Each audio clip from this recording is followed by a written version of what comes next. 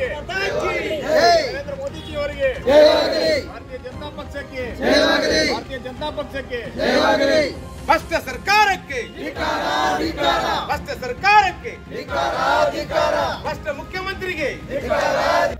ಏನು ತಾವು ಆದೇಶವನ್ನು ಮಾಡಿರಿ ಸರ್ಕಾರದವರು, ಇದ್ರ ಬಗ್ಗೆ ಏನಾರಾದ್ರೂ ಕೂಲಂಕುಷವಾಗಿ ರಿಸರ್ಚ್ ಮಾಡಿರೋ ಹೆಂಗ?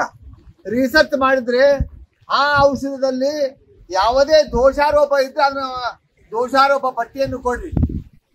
ಅದು ಇಲ್ದೇನೆ ನಿಮ್ಮ ರಾಜಕೀಯ ಒಂದು ಜನಪ್ರಿಯವಾದಂತಹ ಔಷಧವನ್ನು ಇಡೀ ರಾಜ್ಯದ ತುಂಬಾ ಬಂದ್ ಮಾಡ್ತಾರಂದ ದಿನೇಶ್ ಗುಂಡೂರಾವ್ ಅವರು ಮತ್ತು ಮಾನ್ಯ ಮುಖ್ಯಮಂತ್ರಿಗಳು ತಾವು ದೀನ ದಲಿತರ ಮತ್ತು ಅಹಿಂದದ ಲೀಡರ್ಗಳು ತಾವು ಈ ಒಂದು ಗಮನವನ್ನು ಮನದಲ್ಲಿಟ್ಟುಕೊಂಡು ಇವತ್ತಿನ ದಿವಸ ಸನ್ಮಾನ್ಯ ನರೇಂದ್ರ ಮೋದಿ ಅವರು ಮಾಡಿದಂತ ಈ ಒಂದು ಜನರಿಕ್ ಔಷಧಿ ಐತೆ ಇಡೀ ದೇಶ ತುಂಬ ಅಲ್ಲ, ಇಡೀ ರಾಷ್ಟ್ರದ ತುಂಬ ಇದು ಒಂದು ಒಂದು ದ್ಯೋತಕವಾಗಿದೆ, ಒಂದು ಒಳ್ಳೆಯ ಕ್ರಮ ಅಂತ ಎಲ್ಲರೂ ಶ್ಲಾಘನೆ ಮಾಡ್ರ.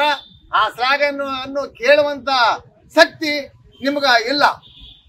ಯಾಕಂದ್ರ ಅವರು ರಾಷ್ಟ್ರವ್ಯಾಪ್ತಿ ಮಾಡಿದಂತ ಈ ಒಂದು ಜನರಿಕ್ ಔಷಧವನ್ನು ಅತಿ ಹೆಚ್ಚಿನ ಜನರಿಗೆ ಪ್ರೀತಿ ಆಗಿದೆ. ಯಾಕಂದ್ರ ಇಲ್ಲಿರುವರು ಭಾರತ ರಾಷ್ಟ್ರದಲ್ಲಿ ಇರುವಂತವರು 65% ಕೂಲಿಕಾರದಾರ. ಆ ಕೂಲಿಕಾರರಿಗೆ ಅನುಕೂಲವಾಗಲಂತಂದು ಇವತ್ತ ಹೊರಗಡೆ ಸಿಗುವಂತ 100 ಔಷಧ. ಇನ್ನಷ್ಟು ಅಪ್ಡೇಟ್ಗಳಿಗಾಗಿ ಫಾಲೋ ಮಾಡಿ ವಿಜಯ ಧ್ವನಿ ನ್ಯೂಸ್.